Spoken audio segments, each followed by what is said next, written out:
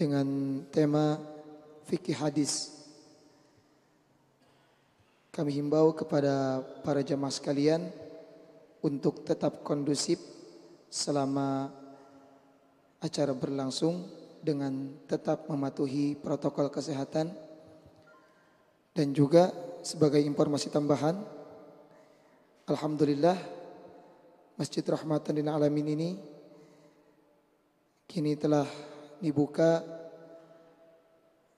klinik yang diantaranya yang pertama praktek dokter umum yang dilaksanakan pada hari Senin, Rabu dan Jumat dimulai pada pukul 9 hingga 12 siang. Kemudian yang kedua, baksos di hari Minggu terdiri dari dokter kebidanan dan kandungan, yaitu Dr. Ira Simatupang, yang insyaallah pada Ahad ini ada baksos daripada dokter kebidanan dan kandungan. Dan juga di Ahad kedua ada baksos dokter rehabilitas medik yang mengobati dan terapi tentang nyeri, yang insyaallah diisi oleh Dr. Noviar SPK FR. Dan klinik kita ini tidak memungut biaya, namun bagi jamaah yang bersedia berinfak telah disediakan kotak infak di sekitar area klinik. Dan itu saja. Dan sekarang kita bersama-sama mendengarkan tausiah yang akan disampaikan oleh guru kita kepada Al-Ustaz. Dipersilakan.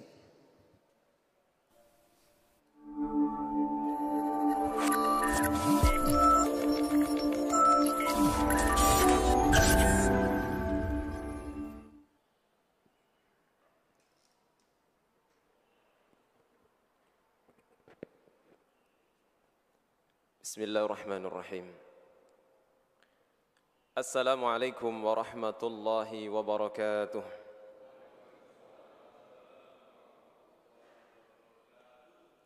Innal hamdalillah nahmaduhu wa nasta'inuhu wa nastaghfiruh wa nastahdihi wa natubu ilaihi wa na'udzu billahi min shururi anfusina wa sayyiati a'malina may yahdihillahu fala mudilla lahu wa may yudlil falan tajida lahu waliyyan murshida. أشهد أن لا إله إلا الله شهادة تنجي قائلها من عذاب الجحيم وأشهد أن محمدا عبده ورسوله ختم الله به الرسالات الذي لا نبي ولا رسول بعده اللهم صل وسلم وبارك على نبينا وحبيبنا محمد وعلى آله وأصحابه ومن تبعهم بإحسان إلى يوم الدين ثم أما بعد. Ibadallah, jamaah salat subuh yang semoga senantiasa dirahmati Allah Subhanahu wa taala. Alhamdulillah, tidak henti-hentinya kita memanjatkan syukur kita kepada Allah Subhanahu wa taala. Kita senantiasa mendapatkan nikmat yang berlimpah dari Allah taala, yang mana kalau nikmat tersebut dihitung, kita tidak akan mampu untuk menghitung nikmat. Saking banyaknya nikmat yang Allah Ta'ala berikan kepada kita. Wa in ta'uddu ni'matallahi la tuhsuha. Kalau kalian hitung-hitung nikmat Allah, niscaya kalian tidak akan sanggup untuk menghitungnya. Ibadallah, di antara nikmat yang terbesar yang kita rasakan pada pagi hari ini adalah bisa menjalankan salat subuh secara berjamaah. Rasulullah SAW memberikan kabar gembira jamaah dalam hadis yang sahih yang disampaikan, diriwayatkan oleh Al-Imam Bukhari dan Muslim. Beliau sallallahu alaihi wasallam bersabda, "Man shallal bardaini dakhalal jannah." Siapa yang salat di dua waktu yang dingin, dia akan masuk ke dalam surga. Apa dua waktu yang dingin itu jemaah? Yang pertama adalah salat subuh, yang kedua salat asar, ya. Maka ini nikmat yang besar. Di waktu subuh kita berangkat ke masjid, menjalankan kewajiban kita salat subuh secara berjamaah. Dan mungkin di antara jamaah juga banyak yang sebelum subuh sudah melakukan salat tahajud atau salat witir, memperbanyak istighfar. Dan ini adalah sifat seorang mukmin.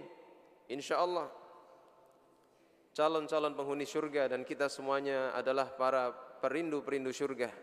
Di antara sifat mereka adalah wabil asharihum yastaghfirun, dan di waktu sahur mereka senantiasa meminta ampunan kepada Allah Subhanahu wa taala. Mudah-mudahan yang hadir ini semuanya adalah calon-calon penghuni surga. Amin ya rabbal alamin. Jamaah yang dirahmati Allah Subhanahu wa taala, apa yang kita lakukan di pagi hari ini setelah salat subuh tidak langsung pulang, kita sempatkan duduk sejenak sambil nunggu syuruk, ya, menyimak kajian dari apa yang disampaikan oleh pemateri. Mudah-mudahan ini menjadi tambahan ilmu yang bermanfaat. Mudah-mudahan ini adalah salah satu ikhtiar kita dalam rangka istiqomah di jalan Allah Subhanahu wa taala.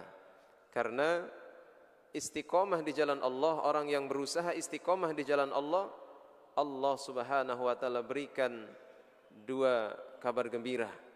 Yang pertama, Allah Subhanahu wa taala nanti akan utus malaikat di waktu ajal tiba yang akan memberikan kabar gembira kepada kita, ya, yaitu untuk kita jangan takut, untuk jangan khawatir, karena semasa hidup kita berusaha istiqomah di jalan Allah Subhanahu wa taala.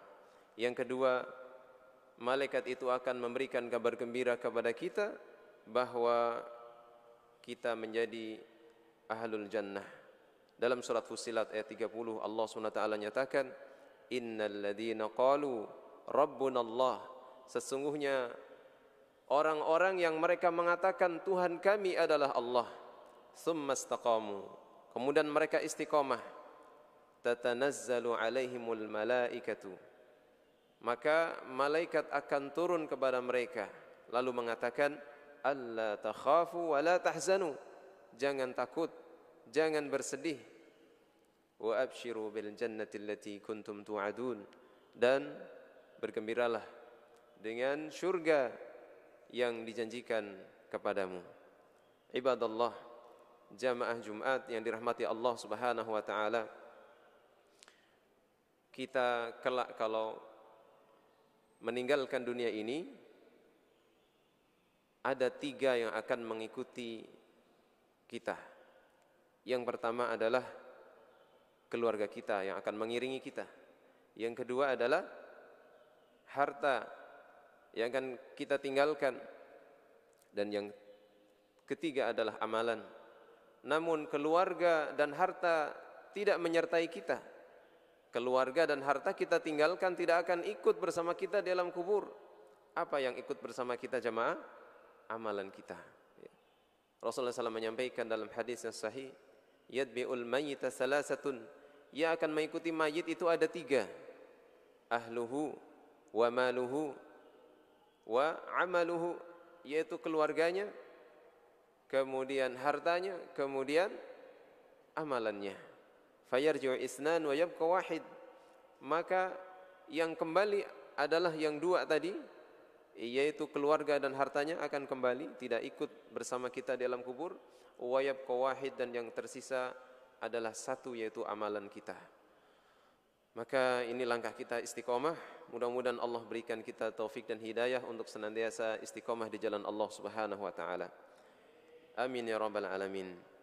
Jamaah salat subuh yang berbahagia, pada pertemuan yang lalu saya telah menyampaikan pembahasan taharah tentang bab air dari kitab Subulus Salam Syarah Bulughul Maram, dan saya sudah sampaikan hadis yang pertama. Hadis yang pertama yaitu tentang bahwa air laut itu adalah suci. Air laut itu suci, bisa dipakai untuk bersuci, bisa untuk berwudu ataupun bisa untuk mandi, untuk bersuci, dan bangkainya adalah halal sebagaimana dilaporkan dalam hadis ya dari sahabat Abu Hurairah radhiyallahu anhu, dan hadis ini adalah hadis yang sahih, ada di dalam Sahihul Jami' nomor 7048. Rasulullah sallallahu alaihi wasallam bersabda, yaitu tentang air laut ya. Huwa at-tahuru ma'uhu, kata beliau, adalah air laut itu suci airnya, al-hillu maitatuhu, dan halal bangkainya. Maka di dalam hadis ini jamaah diambil faidah bahwasanya air laut itu suci, bisa untuk bersuci, dan bangkainya adalah halal.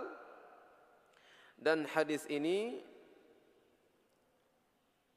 adalah terkait dengan pertanyaan seorang sahabat, di mana ketika itu sahabat biasa berlayar di lautan namun membawa bekal air sedikit. Kalau airnya dipakai untuk berwudu, habislah air itu ya. Kalau airnya dipakai untuk keperluan yang lain, maka tidak bisa untuk berwudu. Maka kemudian sahabat ini bertanya kepada Rasulullah SAW, bagaimana kalau kemudian bersuci dengan air laut? Maka Rasulullah SAW menyampaikan bahwasanya air laut adalah suci dan bangkainya adalah halal. Tetapi jamaah sekalian, yang dimaksud dengan bangkai air laut itu adalah binatang laut yang mati di laut ya. Yaitu binatang yang memang hanya bisa hidup di laut, ikan-ikan di laut, ataupun segala binatang yang memang spesial di laut, maka itu adalah bangkai yang halal. Bukan berarti setiap binatang yang mati kemudian dilempar ke laut menjadi halal, tidak. Jadi kalau misalnya ada ayam, bangkai ayam kemudian dilempar ke laut jadi halal, tidak ya. Ayam meskipun halal, tapi kalau sudah jadi bangkai ya haram ya. Halal adalah ketika dia disembelih dengan menyebut nama Allah Subhanahu wa taala, maka itu menjadi halal. Dan dengan demikian jemaah sekalian, kalau binatang darat dilempar ke laut, bangkai binatang darat dilempar ke laut, ini tidak menjadi halal, hukumnya tetap haram.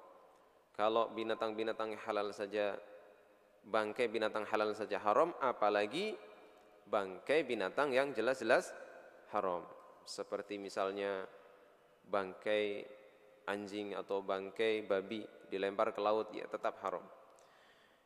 Jamaah subuh yang dirahmati Allah SWT, pada hadis yang kedua, di sini insyaallah kita akan membahas 13 hadis jamaah ya. Saya akan ambilkan inti sarinya saja, faidah-faidahnya saja, karena kalau dibaca secara tekstual ini akan memakan waktu yang sangat banyak. Maka mudah-mudahan faidah-faidah yang saya ambil dari hadis-hadis ini bisa difahami oleh jamaah dan bisa diamalkan. Dan kali ini saya tidak menampilkan teks Arabik karena saya yakin jamaah lebih pintar dari saya insyaallah. Jamaah, untuk hadis yang kedua adalah tentang bahwa air itu suci selama tidak ada yang menjadikan air itu najis. Dan hadis ini dilaporkan dari sahabat Abu Sa'id Al-Khudri radhiyallahu anhu. Ia mengatakan bahwasanya Rasulullah sallallahu alaihi wasallam bersabda, "Innal ma'a tahurun la yunajjisuhu syai'un."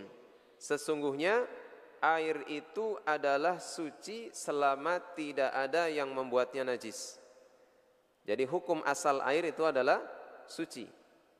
Nah, ini hadis ini dikeluarkan oleh imam yang tiga dan disahihkan oleh Imam Ahmad rahimahullahu ta'ala.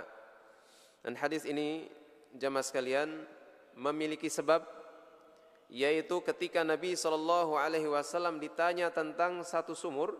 Sumurnya itu bernama sumur Budha'ah. Apa itu sumur Budha'ah? Sumur Budha'ah itu adalah satu sumur yang biasa dimasukkan ke dalamnya yaitu darah-darah haid. Kemudian dimasukkan juga bangkai daging anjing ataupun sesuatu yang busuk yang tidak layak. Maka beliau sallallahu alaihi wasallam mengatakan bahwasanya airnya suci, ya, yaitu innal ma'a tahur, airnya itu suci, la yunajjisuhu syai'un, selama tidak ada najis selama tidak ada sesuatu yang membuatnya najis. Dan jamaah sekalian, ada hadis lain yang berbunyi idza balaghal ma'u qullataini lam yahmil al khabasa, bahwasanya apabila air itu sudah mencapai 2 kulah maka tidak ada sesuatu yang menjadikannya kotor atau tidak mengandung kotoran. Ya. Ukurannya di sini adalah kullatain, 2 kulah. Ya. 2 kulah itu berapa jamaah sekalian?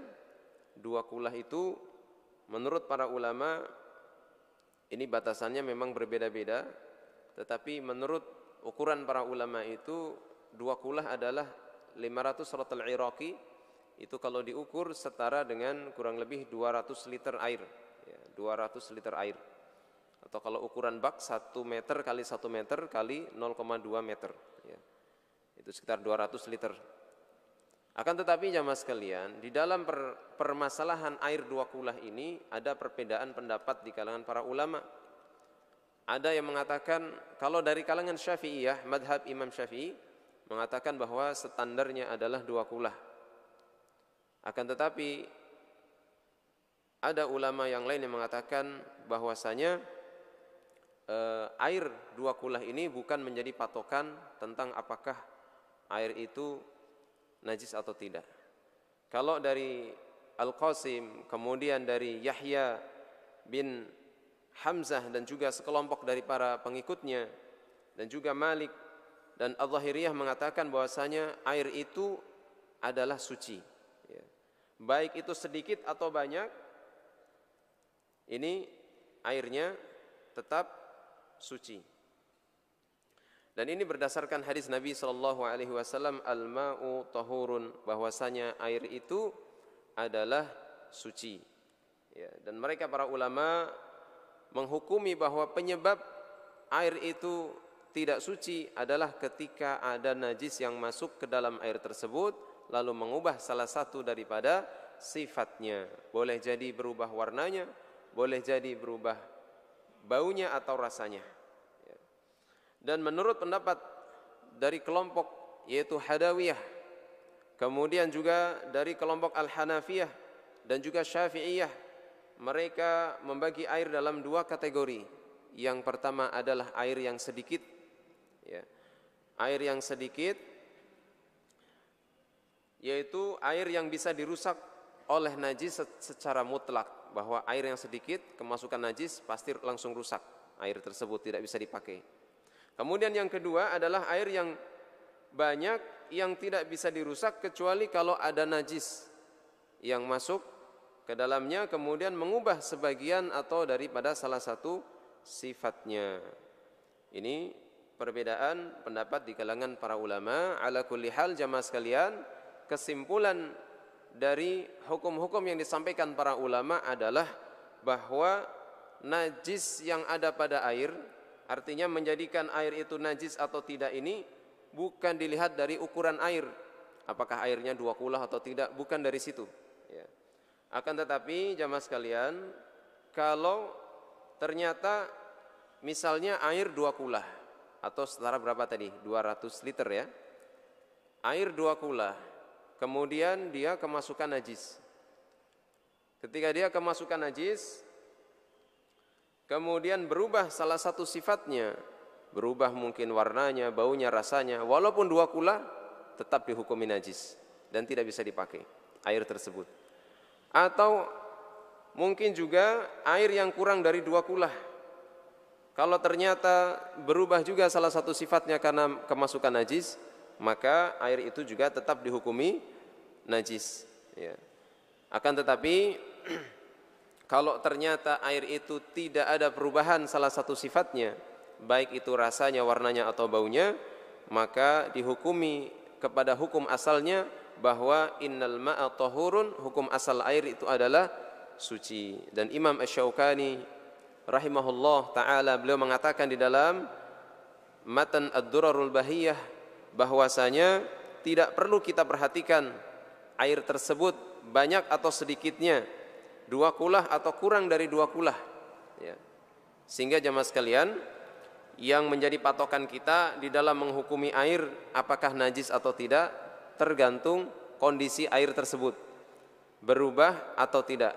Kalau berubah salah satu sifatnya, rasanya, baunya, ataupun warnanya, disebabkan perubahan itu karena najis, ada najis yang masuk ke dalamnya, maka dihukumi air tersebut air yang najis. Tapi kalau tidak berubah, tidak ada perubahan, maka dihukumi suci dan tidak najis. Ini faidah daripada hadis yang kedua jamaah sekalian. Kemudian kita masuk ke dalam hadis yang ketiga. Di dalam hadis yang ketiga membahas tentang bahwasanya air itu bisa berubah menjadi najis manakala ada najis yang masuk ke dalamnya dan mengubah salah satu sifatnya. Boleh jadi berubah baunya, rasanya, atau warnanya. Rasulullah SAW menyampaikan di dalam hadis ini yang dilaporkan dari sahabat Abu Umamah Al-Bahili, walaupun hadis ini adalah hadis yang dhaif, ya. Beliau SAW bersabda, innal ma'a la yunajjisuhu syai'un, sesungguhnya air itu tidak ada, ya, yang membuatnya najis illa ma ghalaba ala rihihi wa ta'mihi wa lawnihi, kecuali apabila berubah pada baunya, rasanya ataupun warnanya, disebabkan karena adanya najis yang masuk ke dalamnya. Ini dikeluarkan oleh Al-Imam Ibnu Majah dan hadis ini adalah hadis yang dhaif, ya. Hadis ini memang hadis yang dhaif. Kenapa bisa dhaif jamaah sekalian? Di dalam kitab ini disebutkan wa inna ma dha'afal hadis, dan bahwasanya hadis ini didhaifkan li'annahu min riwayati Rishdin bin Sa'ad, karena ada perawi yang bernama Rishdin bin Sa'ad atau Rashid bin Sa'ad. Ada apa dengan Rishdin bin Sa'ad ini? Di sini disebutkan oleh penulis ataupun syarah, Ibnu Yunus mengatakan, qala Ibnu Yunus kana salihan fi dini. Sebenarnya Rishdin bin Sa'ad ini adalah orang yang saleh dalam agamanya. Fa adrakathu khaflatus salihin. Akan tetapi kemudian perawi ini tertimpa kelalaian orang-orang saleh. Fa khalata fil hadis, lalu beliau yaitu rancu di dalam hadisnya, ya, fahuwa matruk, maka kemudian perawi ini ditinggalkan. Sehingga dengan adanya perawi yang goncang ini, kemudian hadis itu menjadi hadis yang dhaif. Jadi hadis dhaif adalah hadis yang memang terluput padanya salah satu syarat daripada hadis sahih, ya. Sehingga kalau ada hadis yang tidak memenuhi syarat daripada hadis sahih ataupun syarat dari hadis hasan, maka dimasukkan pada kategori hadis dhaif. Dan ada 6 sebab disebutkan oleh para ulama, di antaranya adalah kalau perawinya itu tidak dhabit atau tidak kokoh di dalam hadisnya, atau perawinya itu tidak siqah, tidak kuat, tidak terpercaya. Misalkan ada perawi yang melakukan kedustaan, ya, atau seperti tadi disebutkan adalah melakukan sebuah kelalaian sehingga terjadi kekacauan dalam hadisnya, ya, sehingga kemudian perawi ini ditinggalkan dan hadis itu menjadi hadis yang dhaif, ya. Ala kulli hal jamaah salat subuh yang dirahmati Allah, disampaikan oleh Ibnul Munzir. Di sini disebutkan qala Ibnul Munzir ajma'al ulama, para ulama telah sepakat ala annal ma'al qalil wal katsir, bahwasanya air yang banyak, yang sedikit maupun dan juga air yang banyak, idza waqa'at fihi najasatun, apabila terdapat padanya najis, fa ghayyarat lahu ta'man aw launan aw rihan fa huwa najis. Lalu kemudian berubah dengan sebab adanya najis itu, berubah rasanya, warnanya atau baunya, maka air itu dihukumi najis. Fal ijma' huwa dalil ala najasati ma taghayyara ahadu awsafih la hadhihi asyadah. Maka ijma' para ulama ini menjadi dalil ya najisnya air apabila berubah salah satu sifat dari air tersebut, dan perubahan sifatnya adalah karena najis. Jadi patokannya karena najis, Pak, bukan karena benda-benda yang suci. Misalnya air dalam satu ember kemasukan tepung, ya, tepung ini halal dan tidak najis, suci, ya, maka dia jadi air tepung, maka air itu tetap air yang suci, tapi belum tentu mensucikan, ya, karena ada air yang suci tapi tidak mensucikan. Kemudian jemaah sekalian, kita masuk sekarang pada hadis yang keempat. Pada hadis yang keempat, di sini membahas tentang air dua kula. Air dua kula itu tidak mengandung najis. Dilaporkan dari sahabat Abu Hurairah radhiyallahu anhu, Rasulullah sallallahu alaihi wasallam bersabda, la yahtasilu ahadukum fil ma'id daim. Sebentar. Wa an Abdullah bin Umar, dilaporkan dari sahabat Abdullah bin Umar, ia mengatakan Rasulullah SAW bersabda, idza kana al-ma'u qullataini, apabila air itu ada dua kulah, lam yahmilil khabas, maka air itu tidak mengandung kotoran. Nah, ini hadis ini sudah kita singgung sebelumnya jamaah sekalian. Jadi sudah dijelaskan atau diisyaratkan bahwasanya hadis ini menjadi dalil dari kalangan Asy-Syafi'iyah, dari kalangan madhab Imam Asy-Syafi'i, bahwa mereka menjadikan air yang banyak yang mencapai dua kulah itu ya sebagai ukuran bahwasanya air dua kulah itu adalah air yang terbebas dari kotoran. Dan kalangan dari madhab Al-Hadawiyah dan juga madhab Hanafiyah mengambil sikap, mengambil udzur untuk tidak mengamalkan hadis ini karena adanya ittirab, yaitu adanya kegoncangan di dalam hadis ini, di dalam matannya, di mana ada riwayat-riwayat yang lain yang mengatakan bahwasanya ukuran bukan dua kulah tetapi tiga kulah. Ada hadis yang lain mengatakan ukurannya adalah kullatan, yaitu satu kulah saja, ya. Sehingga dengan demikian jamaah sekalian, karena ada redaksi-redaksi hadis yang lain, bukan hanya membicarakan dua kulah, ada hadis yang menyebutkan tiga kulah, ada hadis yang menyebutkan satu kulah, sehingga ukuran dua kulah ini tidak bisa dijadikan sebagai patokan, ya.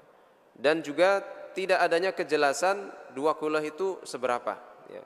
Para ulama mengukur itu kurang lebih 500 ratal iraqi atau sekitar 200 liter air.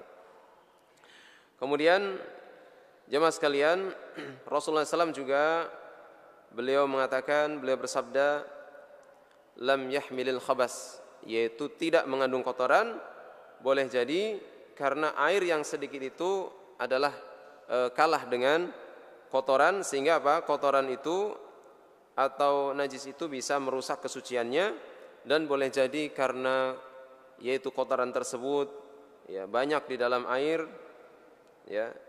Dan ini semuanya sudah dijelaskan oleh kalangan madhab Syafi'iyah. Kemudian jamaah sekalian, kita lanjut pada hadis yang kelima. Di dalam hadis yang kelima ini membahas tentang larangan mandi di air yang menggenang, ya. Air yang menggenang yaitu air yang diam di situ tidak mengalir. Misalnya air kolam, gitu kan? Dilaporkan dari sahabat Abu Hurairah radhiyallahu anhu, beliau berkata, Rasulullah SAW bersabda, la yahtasil ahadukum fil ma'id daim. Janganlah salah seorang di antara kalian mandi di air yang mengenang wahwa junubun, dalam keadaan dia junub, ya. Ini dikeluarkan oleh Imam Muslim dan Imam Bukhari. Kemudian di redaksi yang lain, la yabulanna ahadukum fil ma'id daim. Janganlah kalian buang air kecil Ya, janganlah salah seorang di antara kalian kencing di air yang tenang atau air yang diam, air yang mengenang, alladzi la yajri, yaitu yang tidak mengalir, summa yahtasilu fih, kemudian dia mandi di dalamnya. Ya. Ini hadis ini diriwayatkan oleh Imam Bukhari dan Imam Muslim. Jemaah sekalian, di dalam hadis ini ada beberapa faidah, di antaranya adalah agar kita jangan mandi di air yang mengenang. Jangan mandi di air yang mengenang, maksudnya adalah jangan menceburkan ke dalam air yang mengenang yang sudah kemasukan najis dan berubah salah satu sifatnya. Ataupun mengambil airnya kemudian dipakai buat mandi. Ya. Ditimba kemudian dipakai buat mandi. Ini juga sama saja. Dan larangan ini jika pada air yang banyak, kalau airnya banyak kemasukan najis dan tidak berubah salah satu sifatnya, hukumnya adalah makruh. Akan tetapi kalau airnya sedikit, ya, kemudian langsung menjadi berubah salah satu sifatnya, maka hukumnya adalah haram. Kemudian jemaah sekalian, untuk air yang tidak mengalir, air yang diam, ini sebab daripada najisnya adalah karena bercampur dengan najis, yaitu dengan baul, dengan air seni. Atau larangan bersuci, ya, atau juga sebab menjadi najisnya adalah karena najis-najis yang lain, mungkin kotoran manusia, ya.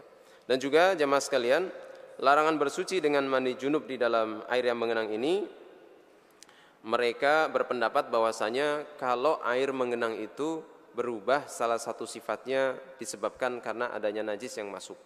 Tetapi kalau ternyata tidak ada perubahan, maka bisa dipakai untuk bersuci, ya. Misalnya kolam airnya berlimpah banyak, ya, kemasukan kencing misalnya, dan tidak berubah sifatnya, maka tetap dihukumi suci oleh para ulama. Kemudian kalau seseorang mandi dengan air yang sudah berubah sifatnya tadi, itu tidak boleh, maka berwudu pun juga tidak boleh, yaitu berwudu dengan air yang sudah dikencingi oleh manusia. Maka Rasulullah SAW menyampaikan, la yabulanna ahadukum fil ma'id daim, janganlah salah seorang di antara kalian membuang air kencing di air yang mengenang, summa yatawaddau fi, kemudian dia berwudu di dalamnya. Kemudian hadis yang ke-6 jemaah sekalian. Pada hadis yang ke-6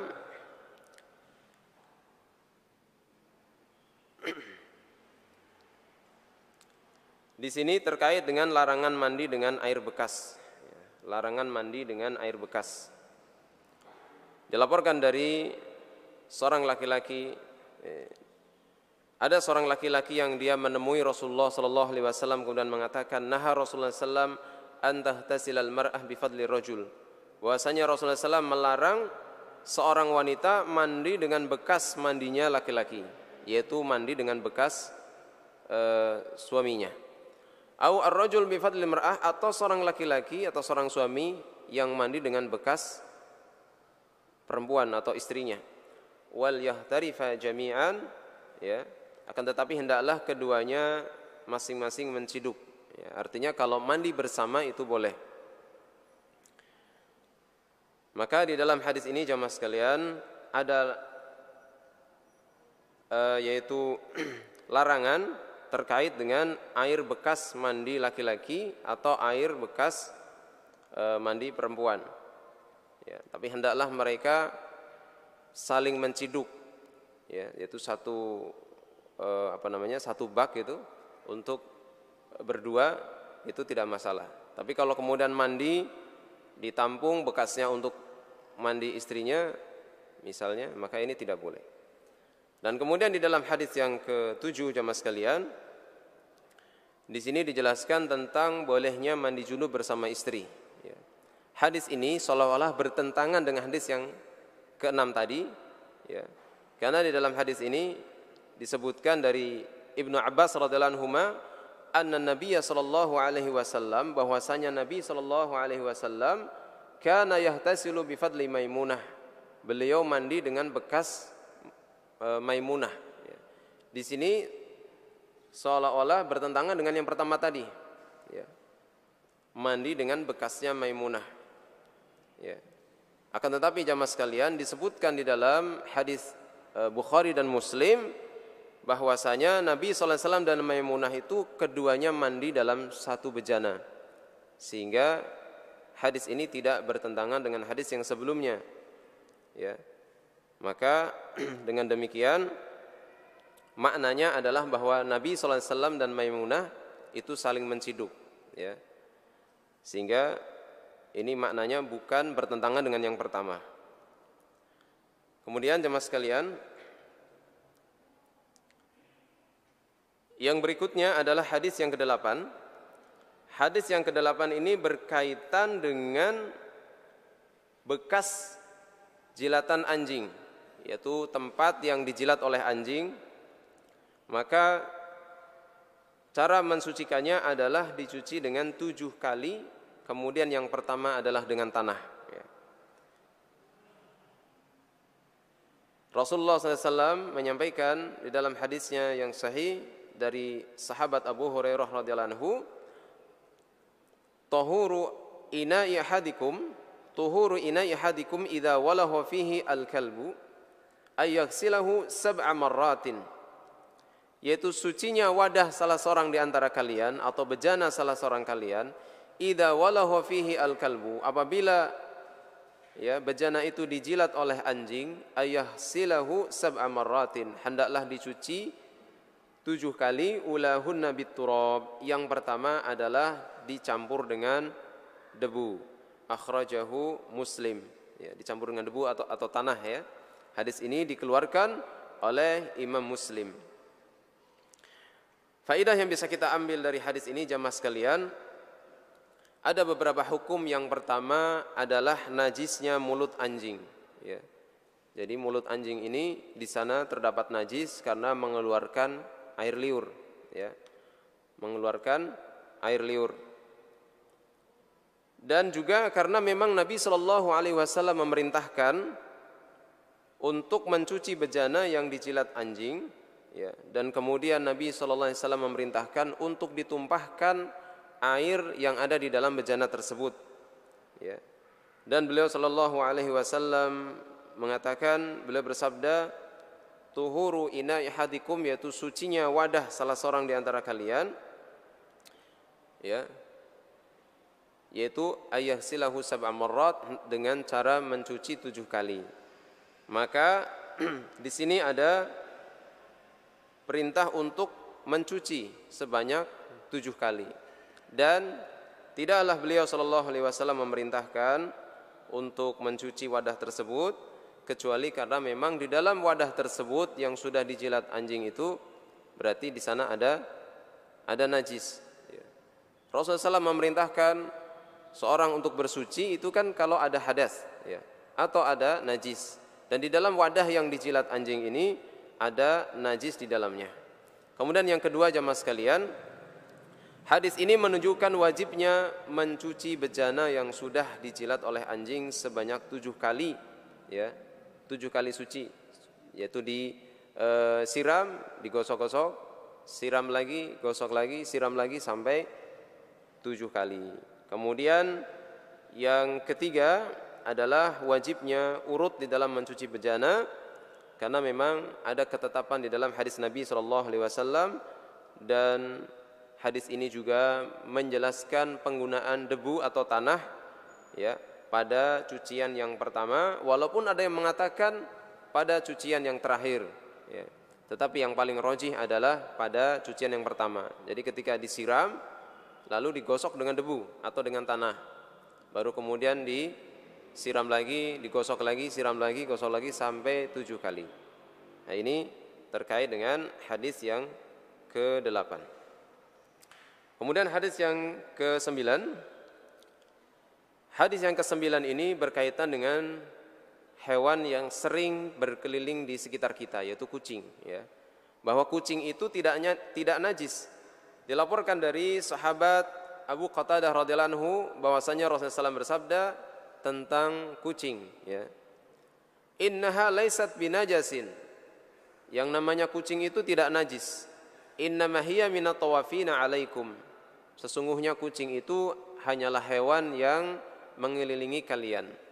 Jadi kalau kucing ini mudah kita dapatkan, ya, di sekitar kita, kita sering mendapati kucing, di rumah kita juga terkadang ada kucing, ya. Ini sudah maklumlah di tengah kita. Hewan yang tidak sulit untuk kita dapatkan karena memang ada di sekitar kita, ya. Faedah yang bisa kita ambil dari hadis ini jamaah sekalian, yang pertama, bahwa hadis ini memiliki sebab bahwasanya Abu Qatadah ketika itu pernah diberikan air wudu. Lalu ketika beliau mau berwudu, ada seekor kucing yang meminum dari air tersebut, yang ingin meminum dari air tersebut. Maka kemudian beliau Abu Qatadah memiringkan wadah tersebut sampai kemudian si kucing ini bisa minum, ya. Kemudian Abu Qatadah ditanya tentang permasalahan itu, ya, bagaimana dengan wadah yang sudah dipakai untuk minum kucing. Maka kemudian beliau mengatakan, Rasulullah SAW bersabda, innaha laysat binajasin. Sesungguhnya kucing itu tidaklah najis, ya. Innama hiya minat tawafina alaikum. Sesungguhnya kucing ini hanyalah makhluk yang mengelilingi kalian, ya. Maka jamaah sekalian, di dalam hadis ini sebagai dalil tentang sucinya kucing dan juga sucinya bekas minumnya kucing, ya. Walaupun kucing itu misalnya, ya, bersentuhan dengan najis, ya, maka di dalam hadis ini dijelaskan tentang sucinya kucing dan juga sucinya mulut kucing, ya, dan ini tidak terkait dengan waktu, ya. Berbeda dengan pembahasan yang pertama tadi tentang anjing, ya. Kalau anjing ini mulutnya najis, air liurnya najis. Walaupun ada kalangan madhab Malikiyah mengatakan oh anjing ini tidak najis, ya. Tetapi jumhur para ulama menyebutkan bahwasanya anjing ini, ya, air liurnya adalah najis. Kemudian kita lanjut pada hadis yang ke-10 jamaah sekalian, tentang tanah, ya. Tanah bekas kencing itu disucikan dengan menuangkan air 1 timba ke tanah tersebut. Hadis ini dilaporkan dari sahabat Anas bin Malik radhiyallahu anhu, ia mengatakan jaa a'rabiyun, ya, telah datang seorang Arab Badui, ya. Fabala fi ta'ifatil masjid. Lalu Arab Badui ini kencing di salah satu pojok masjid. Fazajarahu annas, kemudian manusia pun menghardiknya, membentaknya. Fanahahumun Nabi SAW, lalu Rasulullah SAW melarang mereka untuk tidak membentak Arab Badui tadi. Falamma qada baulahu, maka setelah Arab Badui ini selesai dari kencingnya, amara Nabi SAW bidanubi mimma, Rasulullah SAW memerintahkan untuk mengambil setimba air, fa uhriqa alaihi, lalu air itu pun dituangkan ke tanah bekas kencing Arab Badui tadi, ya. Maka di dalam hadis ini jamaah sekalian ada faidah yang bisa kita ambil. Yang pertama adalah di dalam hadis ini sebagai dalil tentang najisnya air kencing manusia. Jadi kalau manusia kencing, air kencingnya adalah najis, dan ini adalah ijma' para ulama, kesepakatan para ulama. Dan hadis ini juga sebagai dalil bahwasanya bumi atau tanah itu ketika terkena najis, dia bisa disucikan dengan air sebagaimana benda-benda yang lain bisa disucikan dengan air. Dan dalam hadis ini ada beberapa faedah. Yang pertama adalah karena ini terkait dengan seorang Arab Badui yang kencing di pojok masjid.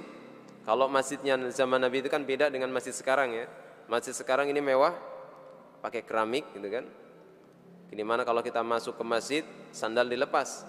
Kalau di zaman Nabi SAW, yang namanya sandal atau terompah itu masuk ke dalam masjid karena masjidnya masih berupa pasir, ya.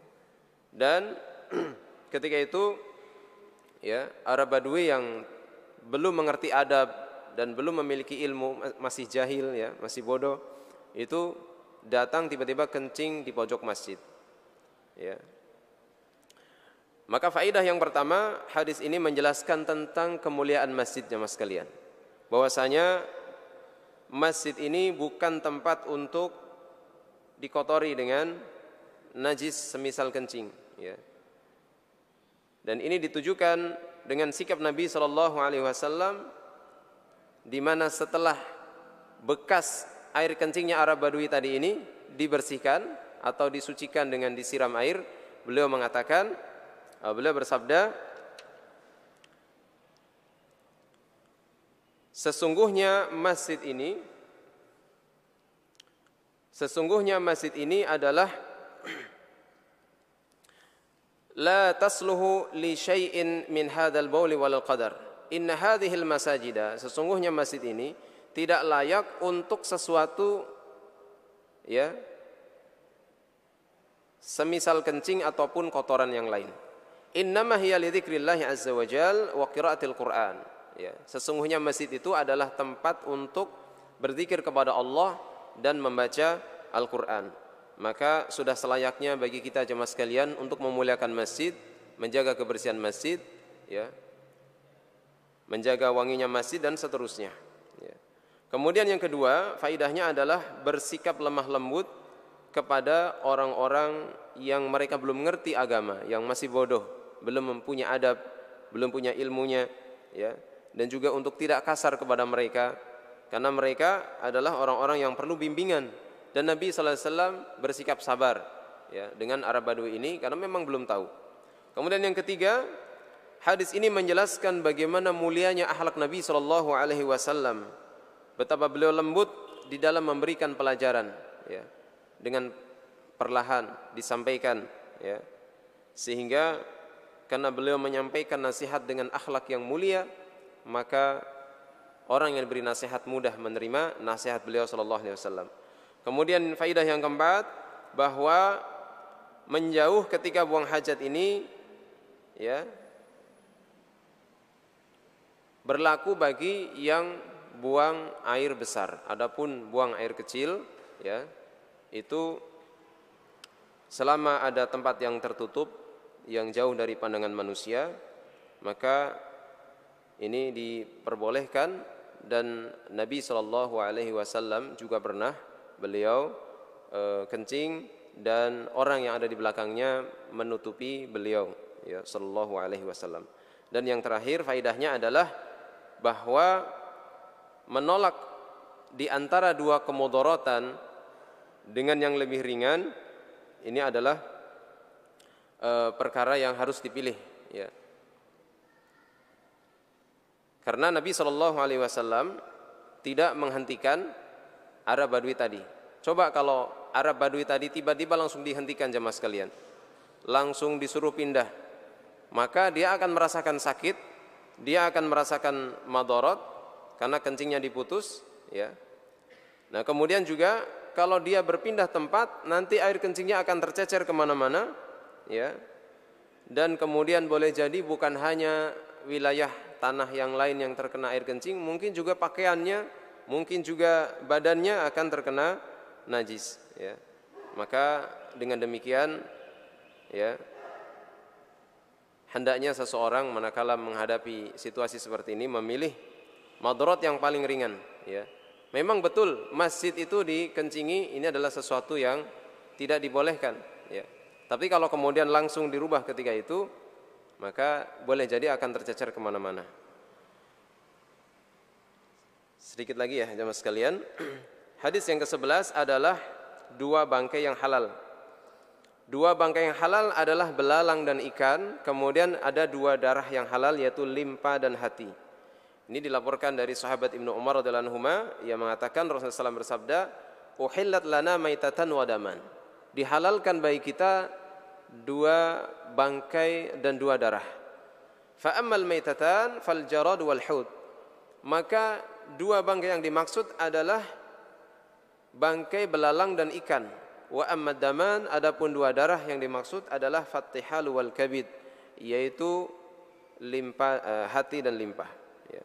Maka dalam hadis ini jemaah sekalian, sebagai dalil bahwa bangkai belalang itu adalah halal.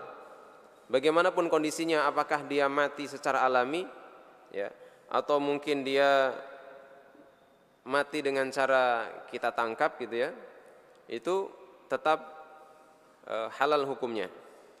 Demikian juga hadis ini menunjukkan halalnya bangkai ikan, bagaimanapun kondisi kita mendapatkan ikan itu, apakah terkena racun, ya, ataukah mungkin dia sudah mati kemudian mengapung, ya, maka ini hukumnya adalah halal. Karena Rasulullah SAW mengatakan al-hillu maitatuhu, yaitu halal bangkainya.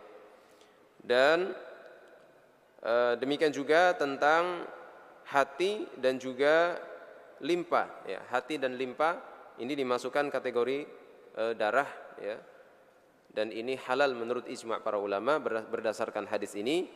Adapun darah memang haram, ya, tetapi hati dan limpa ini dihalalkan oleh Nabi kita SAW. Kemudian dua hadis lagi jamaah, hadis yang ke-12, yaitu apabila ada lalat masuk ke dalam minuman maka hendaklah ditenggelamkan lalu buang, ya. Hadis ini dilaporkan dari sahabat Abu Hurairah radhiyallahu anhu, Rasulullah SAW menyampaikan, "Idza waqa'a dzubabu fi syarabi ahadikum falyahmishu."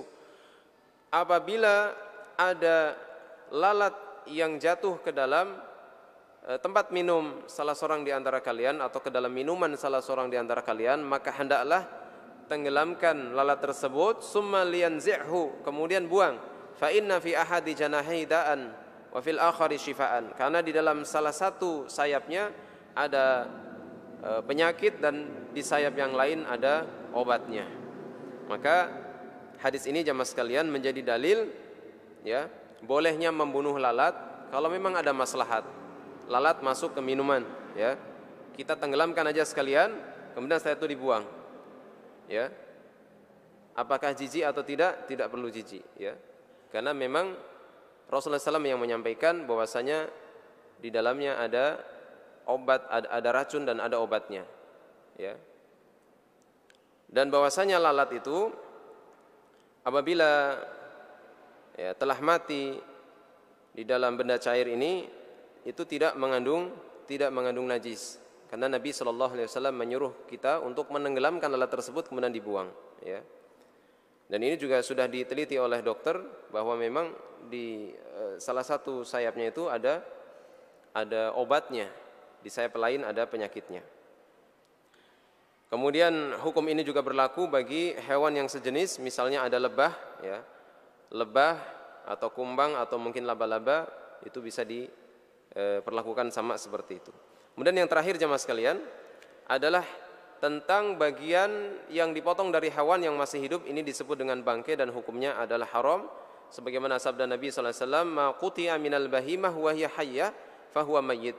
Apa saja bagian yang dipotong dari hewan dalam kondisi dia masih hidup, maka itu disebut bangkai, ya, dan hukumnya adalah haram, ya. Dan al-bahimah di sini adalah hewan yang berkaki 4, yang hidup, yang tidak berakal, dan ini hewan yang memang dihalalkan sebenarnya, misalnya adalah domba, kemudian kambing, onta dan seterusnya.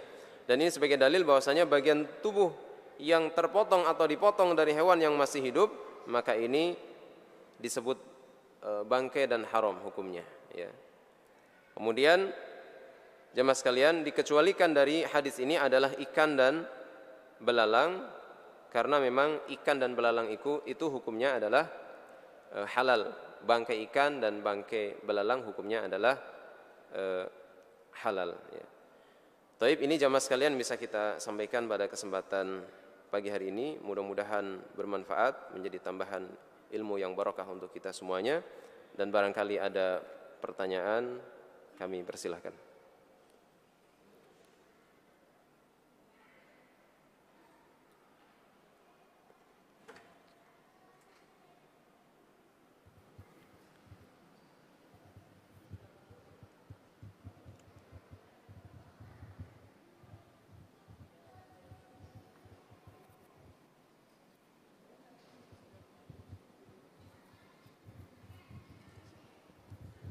Assalamualaikum warahmatullahi wabarakatuh. Waalaikumsalam warahmatullahi wabarakatuh. Saya Faisal Pak dari Jemaah Masjid Al Barokah Taman Nadiloka. Mau menanyakan tentang mengenai darah yang Pak Ustadz singgung tadi. bahwasanya ada juga jenis darah yang tidak haram, yaitu limpa dan hati. Namun biasa kita lihat di kehidupan sehari-hari bahwasanya pada saat kita memotong hewan sapi ataupun ayam, itu darahnya kan tidak habis keluar Pak Ustadz. Terutama di bagian rusuk, itu ada semacam gumpalan, apakah itu darah atau tidak kita tidak tahu. Bahwasanya ini selalu terikut pada saat kita olah menjadi makanan. Nah, apakah itu dikategorikan darah ataupun bukan demikian Pak Ustadz? Pertanyaannya. Assalamualaikum warahmatullahi wabarakatuh. Waalaikumsalam warahmatullahi wabarakatuh. Disebutkan di dalam hadis Nabi sallallahu alaihi wasallam bahwasanya ya, dua darah yang dihalalkan adalah hati dan limpa, ya.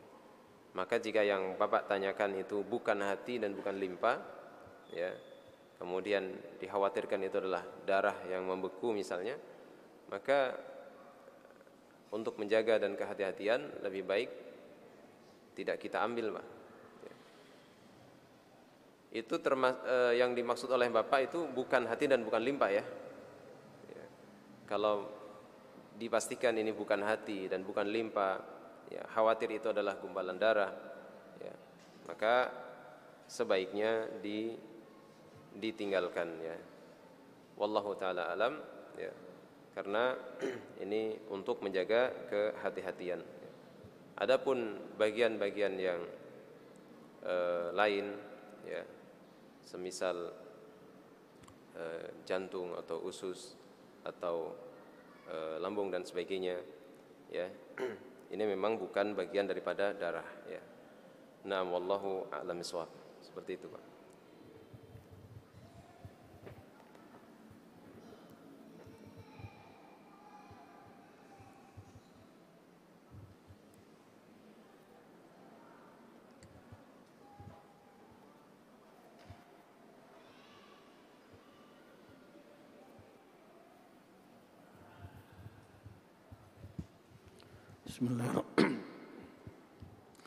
Bismillahirrahmanirrahim. Assalamualaikum warahmatullahi wabarakatuh. Waalaikumsalam warahmatullahi wabarakatuh.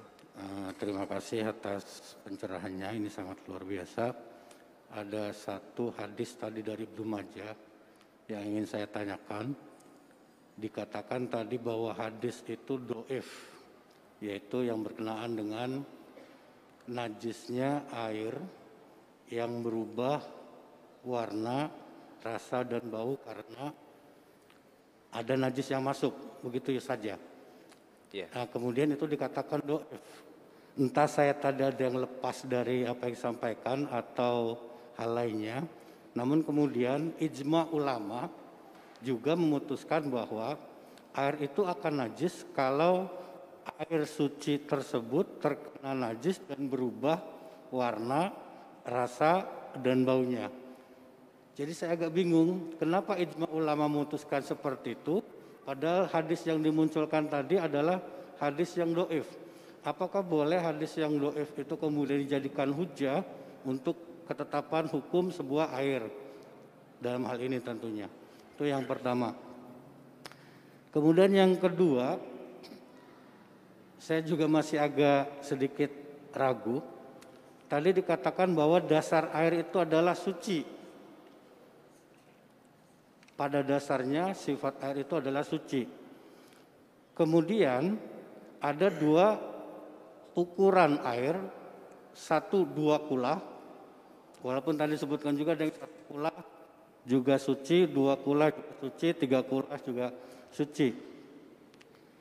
Nah, ada istilah air yang kurang dari 2 kula, kemudian dia terkena najis, tetapi tidak najis sampai berubah warnanya. Tadi seperti itu juga. Ada juga air yang 2 kula dan akan berubah warna, akan menjadi najis kalau kena najis, berubah warna, rasa dan baunya. Yang pernah saya juga dapatkan itu, kalau air itu kurang dari 2 kula lalu terkena najis, maka berubah warna atau tidak berubah warna, berubah rasa atau tidak berubah rasa, berubah bau atau tidak berubah bau, maka dia akan dikategorikan air yang najis. Namun kemudian kalau air yang 2 kula, kalau lebih, kalau terkena najis tapi tidak berubah warna, tidak berubah rasa, tidak berubah bau, maka hukum air itu akan menjadi suci, tetap suci. Itu yang kedua. Yang ketiga, ini karena berkaitan dengan hal yang sangat strategis dalam ibadah ya. Air ini kan menentukan kesahan sholat kita dan tidaknya sangat panjang rentetannya, multiplier effect lah istilahnya. Yang ketiga, tadi dikatakan ada hadis yang menentukan 2 kula, 1 kula, dan 3 kula. Lalu kemudian sebagian besar kita menentukan ukuran untuk yang suci walaupun terkena najis tapi tidak berubah warna, rasa, dan baunya, itu adalah 2 kula. Kenapa tidak ambil yang paling hati-hati, standarnya dinaikkan, yaitu air yang 3 kula. Sebagian besar kan kita tahunya cukup 2 kula, walaupun dia terkena najis, tapi tidak berubah warna, tidak berubah rasa, tidak berubah bau, sebagaimana hadis tadi Ibnu Majah, maka air itu tetap dianggap suci. Terima kasih Pak, karena ini sangat penting bagi saya ini Pak Ustaz. Terima kasih. Assalamualaikum warahmatullahi wabarakatuh. Waalaikumsalam warahmatullahi wabarakatuh. Baik, nanti diingetin lagi pertanyaan Pak ya. Saya ingat yang pertama adalah tentang hadis yang tadi disebutkan, yaitu pada hadis yang ketiga ya.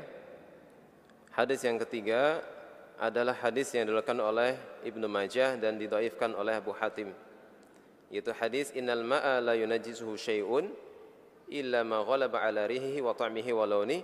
Sesungguhnya air itu ya tidak ada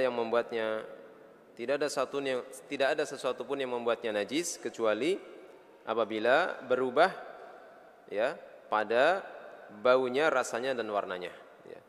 Pertanyaannya Bapak tadi adalah kenapa hadis ini hadis dhaif tapi kemudian dijadikan sebagai landasan hukum bahwa air itu menjadi najis manakala berubah baunya, rasanya maupun warnanya. Begitu Pak ya? Ya. Jamaah sekalian, hadis ini memang hadis yang dhaif dan didhaifkan oleh Abu Hatim. Tadi sudah saya jelaskan alasan dhaifnya karena ada salah satu perawi yang bernama Rishdin Ibn Sa'ad, di mana beliau sebenarnya adalah orang soleh tapi tergelincir melakukan kelalaian ya, sehingga kemudian menjadi rancu hadisnya dan ditinggalkan hadisnya. Karena sebab satu perawi inilah kemudian hadis itu menjadi dhaif. Kalau ada pertanyaan kenapa hadis dhaif ini dijadikan sebagai landasan hukum, bahkan para ulama ijma' bersepakat bahwasanya air itu hukum asalnya adalah suci selama tidak ada najis yang menjadikan berubah salah satu dari 3 sifatnya. Kenapa? Ya. Alasannya jemaah sekalian, bahwa yang dhaif itu adalah pada lafaz illa ma ghalaba ala rihi wa ta'mihi wa launihi. Pada lafaz ini. Ada lafaz sebelumnya innal ma'a la yunajjihu syai'un, sesungguhnya air itu tidak ada sesuatu yang membuatnya najis. Ini banyak riwayat-riwayat dari jalur lain yang senada, sehingga kalimat innal ma'a la yunajjihu syai'un ini adalah sahih Pak. Lafaz innal ma'a la yunajjihu syai'un ini sahih ya. Dhaifnya adalah pada pengecualian illa ma ghalaba ala rihi wa ta'mihi wa launihi ya. Jadi dhaifnya di sisi itu. Maka di sini sudah bisa difahami bahwasanya berarti air itu hukum asalnya adalah suci selama tidak ada najis yang masuk ke dalamnya ya. Adapun lafaz illa ma ghalaba ala rihi wa ta'mihi wa launihi ini adalah lafaz yang dhaif ya. Akan tetapi jamaah sekalian, walaupun hadis ini adalah hadis dhaif, secara makna tidak bertentangan dengan makna hadis sahih yang lainnya ya. Sehingga dhaif secara periwayatannya tapi maknanya sahih. Itu. Lafaz yang pertama sahih, lafaz illa, yaitu pada pengecualian illa ma ghalaba ala rihi wa ta'mihi wa launi, ini lafaz yang dhaif. Lafaznya memang periwayatannya dhaif, tapi maknanya ini tidak bertentangan dengan hadis sahih. Sehingga di sini bisa difahami bahwasanya para ulama mengambil atau kesepakatan atau ijma ya tentang bahwasanya hukum air, hukum asalnya adalah suci ya, selama tidak ada najis yang masuk ke dalamnya yang bisa merubah yaitu baunya, rasanya dan warnanya. Ini adalah satu kesepakatan atau keputusan para ulama yang mereka tidak bertentangan dengan hadis yang sahih. Jadi seperti itu. Insya Allah pertanyaan-pertanyaan pertama bisa terjawab Pak ya, bisa dipahami ya. Dan memang Imam Asy-Syaukani juga beliau menyatakan demikian. Kemudian pertanyaan kedua tentang apa tadi ya?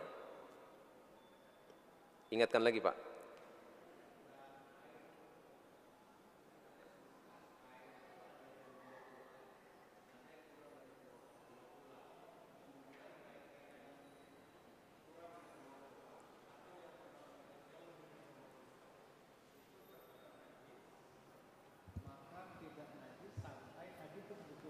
Oh iya, ukuran tentang 2 kulah itu ya.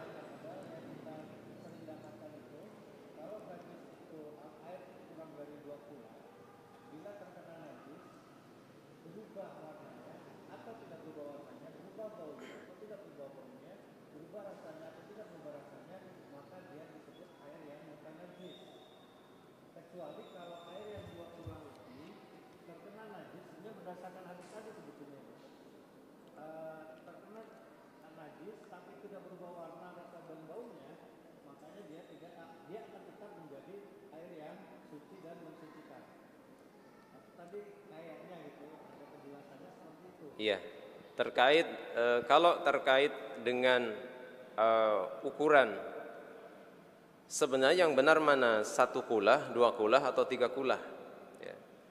Kalau yang dimaksud adalah dengan masalah kulah ini, maka ini adalah masuk dalam ikhtilaf para ulama, perbedaan pendapat para ulama, di mana kalau dari kalangan Syafi'iyah, mazhab Syafi'i lebih mengambil pendapat standarnya adalah ukuran 2 kulah ya. Tetapi dari kalangan madhab yang lain, yaitu dari madhab seperti Hanafiyah, itu mengatakan bahwasanya bukan 2 kulah ya.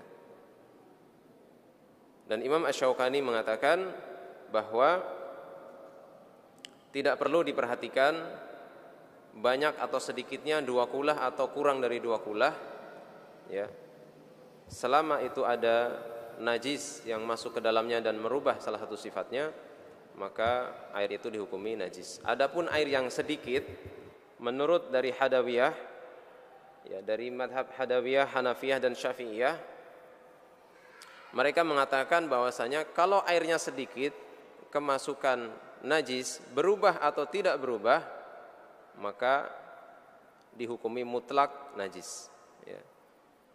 Misalnya air 1 gayung terkena kencing, udah dihukumi najis itu. Atau air 1 ember terkena air kencing, berubah atau tidak berubah salah satu sifatnya, tetap dihukumi najis. Itu kalau sedikit ya. Adapun kalau air yang banyak, itu tidak bisa dirusak kecuali kalau ada najis yang kemudian bisa merubah sebagian atau salah satu sifatnya. Banyaknya seberapa? Menurut para ulama berpendapat 2 kulah ya. Tadi dari kalangan Syafi'iyah berdasarkan hadis yang telah lalu 2 kulah. Namun kembali lagi kepada penjelasan para ulama, ukuran 2 kulah atau bukan 2 kulah ini adalah khilaf, perselisihan di kalangan para ulama karena adanya itirab, adanya kegoncangan dalam matannya, di mana ada matan yang menyatakan 2 kulah, tapi ada matan lain yang menyatakan 3 kulah atau 1 kulah ya. Nah, jadi seperti itu Pak ya, untuk terkait dengan masalah air ya. Kemudian yang ketiga, diingatkan lagi Pak.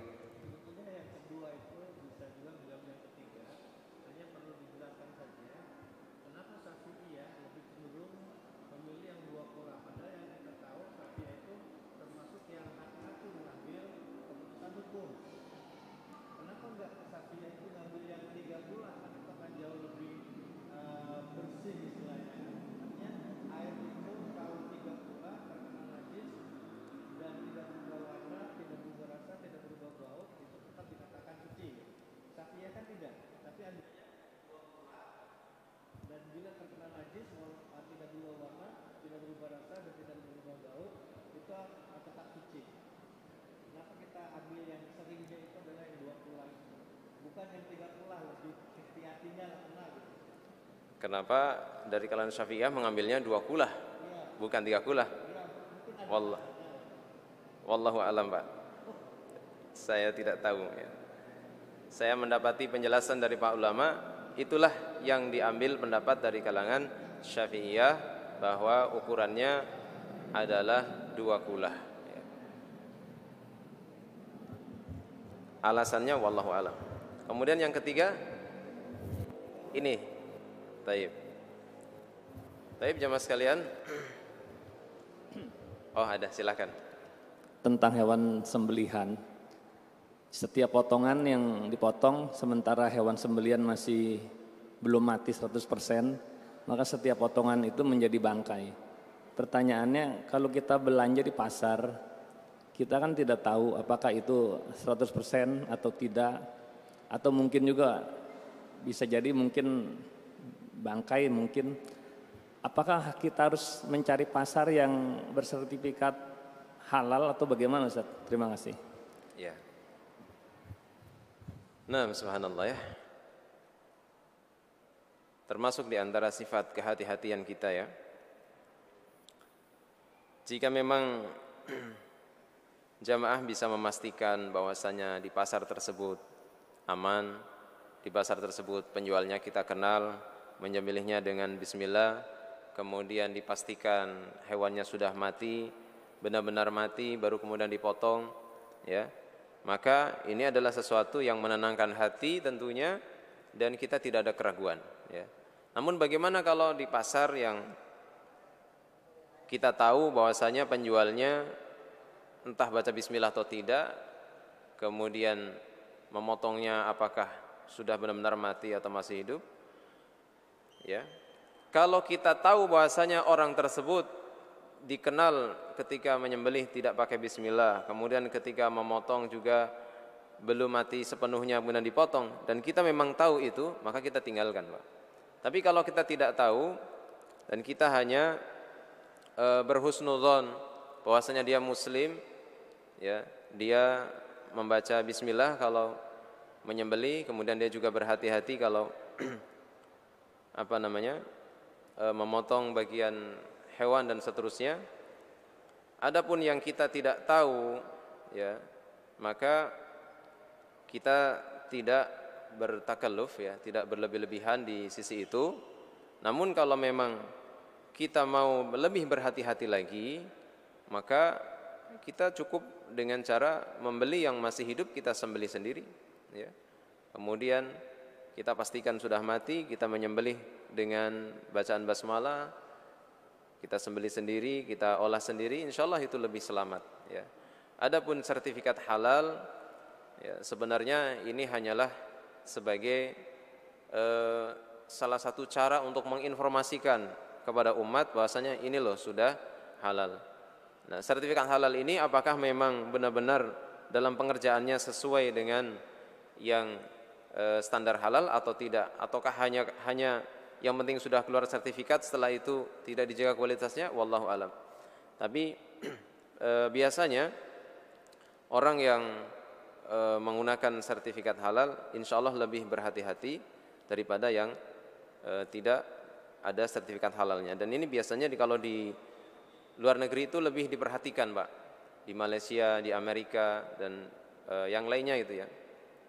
Terutama di negeri Malaysia atau Brunei yang di situ banyak muslimnya, di sana biasanya lebih mementingkan sertifikat halalnya. Nah, kalau di Indonesia kadang-kadang mengabaikan hal itu ya. Maka banyak yang kemudian lebih memilih daging impor karena memang jelas sertifikat halalnya daripada daging lokal ya. Maka solusi kita adalah cari penjual muslim yang amanah ya, atau kita beli yang hidup kemudian kita sembelih sendiri ya.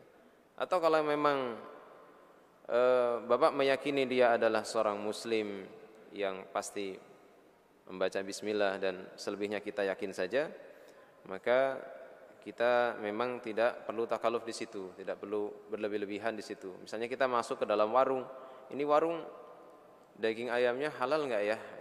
Kan kita tidak perlu berlebih-lebihan seperti itu. Tapi ala kulli hal menjaga kehati-hatian itu sesuatu yang baik ya. Dan insyaallah mudah Pak ya. Insyaallah mudah kita kalau membeli yang masih hidup kita sembelih sendiri ya. Insyaallah itu perkara yang mudah insyaallah. Nah, wallahu a'lam.